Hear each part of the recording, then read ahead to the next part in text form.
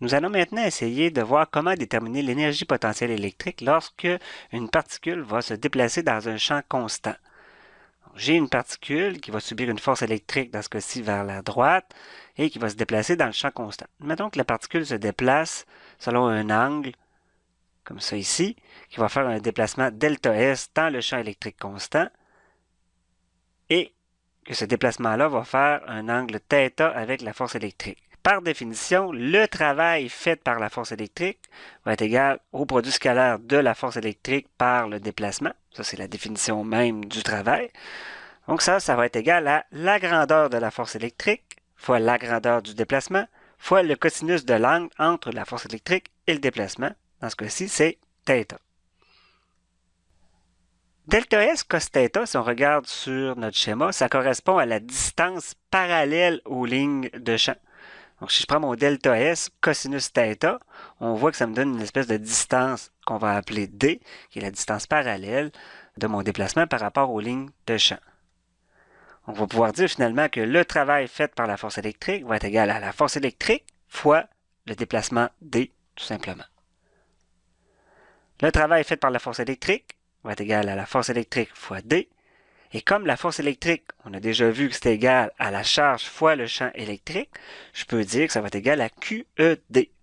Et là, j'ai mis un plus ou moins en avant pour dire que le travail pourrait être positif, comme le travail pourrait être négatif. Donc, si la charge se déplace dans le même sens que les lignes de champ, on va avoir bien sûr un travail qui va être positif, qui va avoir été fait. Si la force électrique est en sens inverse du déplacement, bien, automatiquement, on va avoir maintenant un travail négatif et là, on va avoir moins QED qui va venir s'appliquer. Si on travaille avec la façon dont je viens de dire, QED serait pris bien sûr en valeur absolue et on vient juste ajouter le signe en avant. Plus pour un travail positif, moins pour un travail négatif.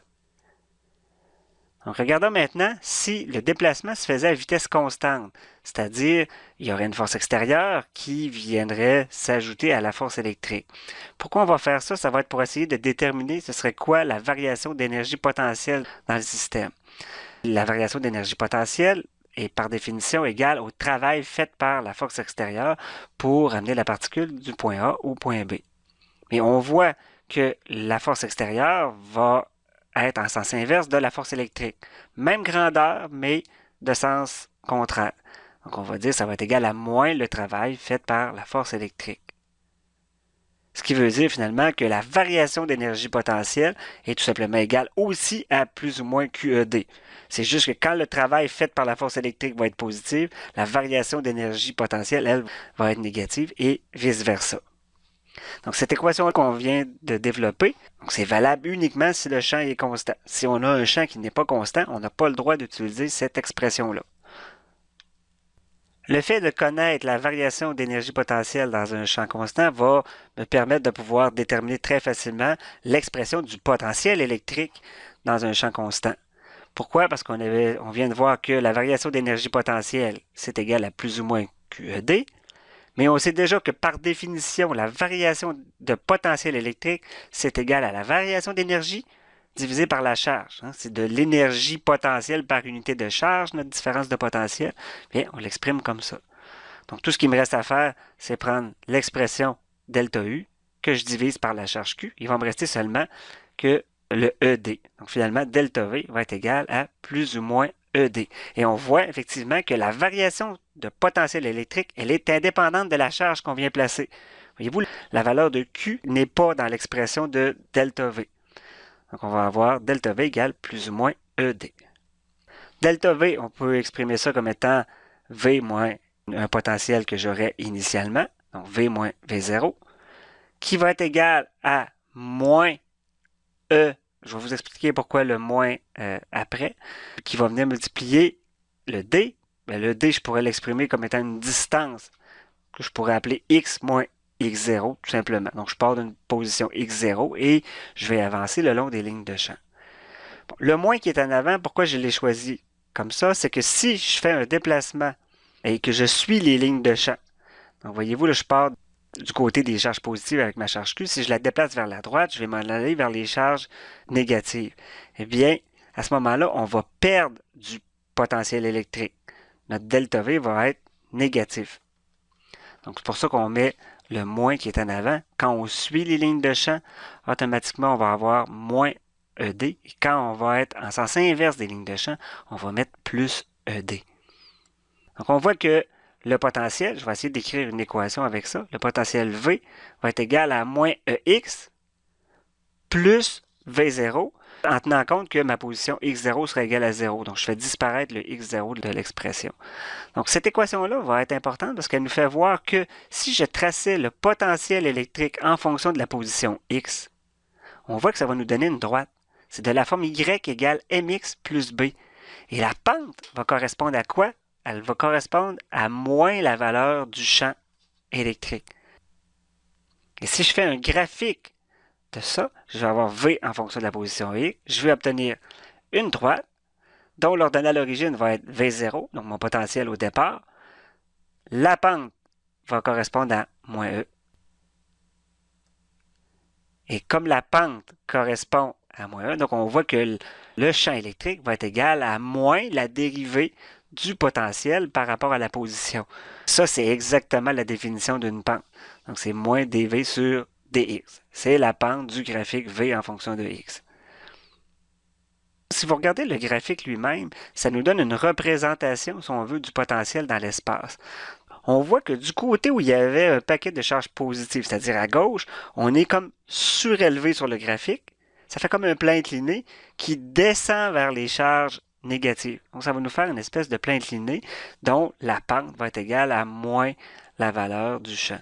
Si je venais placer une charge positive à la gauche sur le plein incliné, qu'est-ce qu'elle ferait dans la vraie vie? Quand on met une balle sur un plein incliné, ça veut descendre le plein incliné. Le fait de venir mettre une charge positive à cet endroit-là, son comportement va être comme s'il descendait le plein incliné en question. Donc, il va s'en aller vers la droite, tout simplement, en suivant les lignes de champ.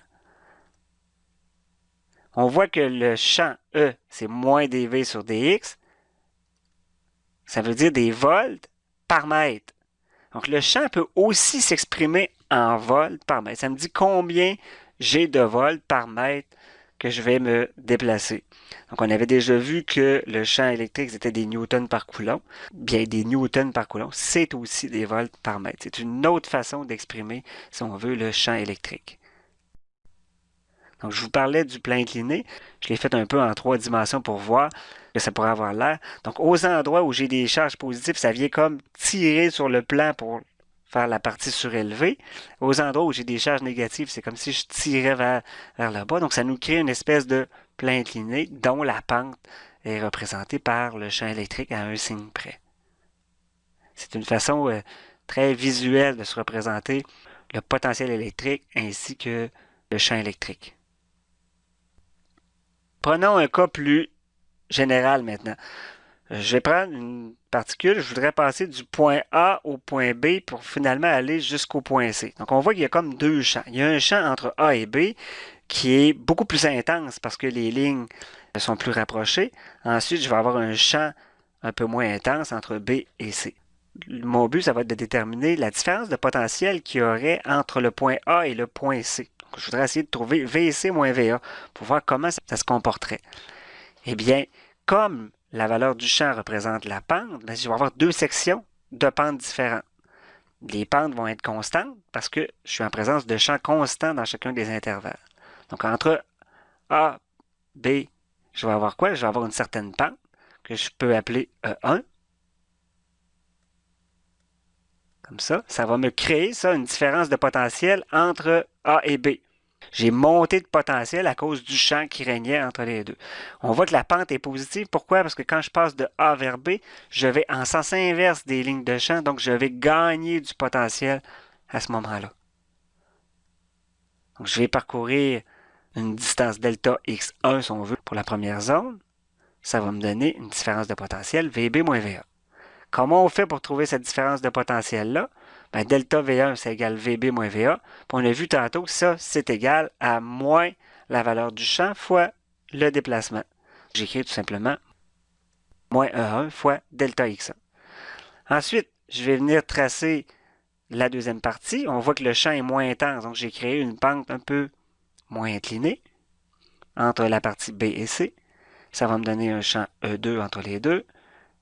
Et je vais avoir finalement une différence de potentiel VC moins VB que je vais essayer d'aller trouver. VC moins VB, c'est-à-dire la différence de potentiel dans la zone 2, c'est tout simplement égal à moins la valeur du champ E2 qui règne fois le delta X2 que j'ai parcouru.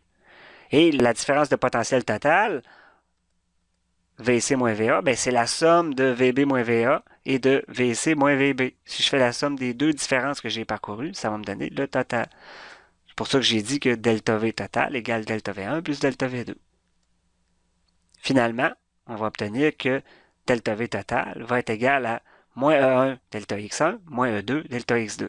Et on va pouvoir généraliser pour n'importe quel champ que delta V, finalement, c'est égal à moins la somme de tous les champs qu'on va rencontrer le long de notre parcours. Donc, fois E dx. Finalement, on dit la somme de tous ces champs-là fois dx, ça se trouve à être l'intégrale qu'on va faire. Une somme infinie de termes, c'est une intégrale. Et là, on va obtenir une expression générale pour la différence de potentiel entre deux points. Delta V va être égal à moins l'intégrale entre une position initiale et une position finale de E fois dx. Regardons maintenant les propriétés générales qu'on vient de déterminer à partir de ce qu'on a trouvé mathématiquement, qui va être utile à raisonner nos problèmes. Bien, une des règles, on vous dit, quand on suit des lignes de champ, on perd toujours du potentiel électrique. Peu importe la charge qu'on va déplacer dans ce champ-là, l'important c'est de savoir est-ce que je suis en train de suivre une ligne de champ ou de remonter une ligne de champ. Donc, on vous dit, quand on suit une ligne de champ, on perd toujours du potentiel électrique, alors que lorsqu'on remonte en sens inverse des lignes de champ, on va gagner du potentiel électrique. Deuxième propriété, le potentiel électrique ne dépend pas des charges que l'on vient placer dans le champ présent, mais seulement des charges sources qui ont servi à créer le champ, si on veut, le champ initial qui était déjà là. Donc, si on prend là, dans l'expression pour un champ constant, on avait delta V égale ED. Voyez-vous que dans ED, il n'y a pas la charge qu'on vient placer. Il y a un champ qui existe fait par d'autres charges. Ça va influencer la différence de potentiel, mais pas les charges qu'on va venir placer dans ce champ-là pour qu'ils puissent subir les changements de potentiel, par exemple, entre deux points. Je rappelle que le potentiel électrique, c'est indépendant de la charge qu'on vient placer dans le champ présent. On vous dit, contrairement au potentiel électrique, l'énergie potentielle électrique, elle dépend des charges que l'on vient placer dans le champ. On a vu, je prends encore l'exemple pour un champ constant, que la différence d'énergie potentielle, c'était QED. Donc, on voit que là, ça a une influence avec la charge que l'on vient placer. Et on vous dit aussi que le champ électrique représente à un signe près la pente du potentiel en fonction de la position. Ce qu'on avait vu tantôt, le champ est égal à moins dV sur dx. Et là, il y a une propriété extrêmement importante qu'on a ici, qu'on va expliquer aussi en même temps, c'est qu'on vous dit que dans un conducteur à l'équilibre électrostatique, le potentiel va être constant. Pourquoi le potentiel va être constant dans un conducteur? Qu'est-ce qu'on se rappelle dans un conducteur? C'est que le champ était nul à l'intérieur d'un conducteur. Le champ représente la pente du potentiel en fonction de la position. Donc, si le champ est nul, ça veut dire que la pente est nulle. Si vous marchez sur un endroit où la pente est nulle, c'est que vous restez toujours à la même hauteur. Donc, le potentiel va être constant à ce moment-là. Quand vous montez un escalier, bien là, vous changez de potentiel parce qu'il y a une pente. Mais quand vous êtes en haut sur un plancher puis qu'il n'y a pas de pente, bien, vous restez toujours à la même hauteur dans l'édifice. Le potentiel va être constant. Ça ne veut pas dire que le potentiel est nul. Ça veut juste dire qu'il garde toujours la même valeur.